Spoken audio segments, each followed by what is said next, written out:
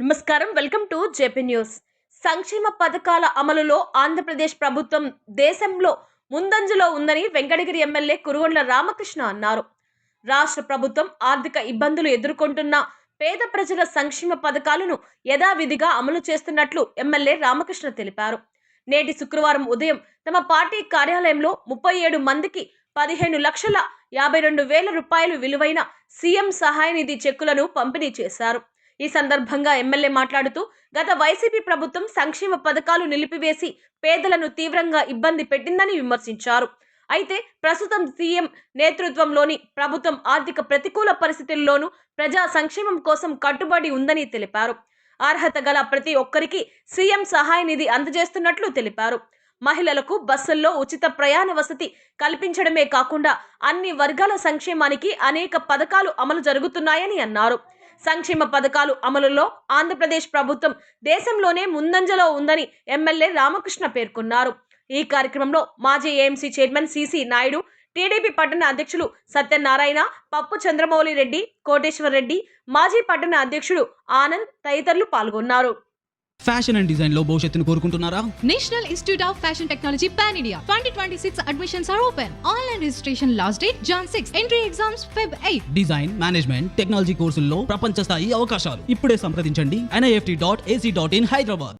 పేదవాళ్ళకి ₹1 ఇచ్చి ఆదుకున్నటువంటి దాఖలాలు కూడా లేవు.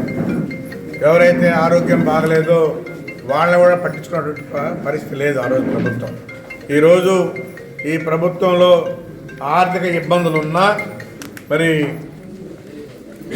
ఇన్ని కష్టాలున్నా ముఖ్యమంత్రి పేదవాళ్ళని దృష్టిలో పెట్టుకొని ఎవరైతే ప్రైవేటుగా చూపించుకుంటారో ఆ డాక్టర్ బిల్లుని తెచ్చి మన ఎమ్మెల్యే ఆఫీస్లో సబ్మిట్ చేస్తే ఇవన్నీ కూడా మనం ప్రభుత్వం దృష్టికి తీసుకెళ్ళి ఈరోజు ఈ చెక్కులు పంపిణీ కార్యక్రమం చేస్తూ ఉన్నాం. ఈరోజు 37 మంది 18,52,000 రూపాయలు ఈరోజు ఇవ్వడం జరుగుతూ ఉంది. ఇది అంచెలంచెలుగానే జరుగుతూనే ఉంటుందని చెప్పి కూడా తెలియజేస్తూ ఉన్నాం. ప్రతిరోజు కూడా ఒక 10-15 దాకా వస్తూనే ఉన్నాయి. ఇప్పుడు కూడా 200 ఎన్నో ఉన్నాయి. ఇవన్నీ కూడా సబ్మిట్ చేసి ఎవరైతే ఇచ్చారో పేదవాళ్ళని ఆదుకునే దానికి ప్రభుత్వం సిద్ధంగా ఉందని చెప్పని కూడా తెలియజేస్తూ, ఇది ప్రజలు కూడా చెప్పాలి.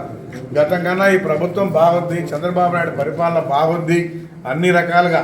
ఈరోజు స్త్రీలకి బస్సులో కూడా ఉచిత బస్సు ఇచ్చాం. ఎక్కడ చూసినా కానీ ఎక్కువ మంది వాళ్ళే ఉంటున్నారు.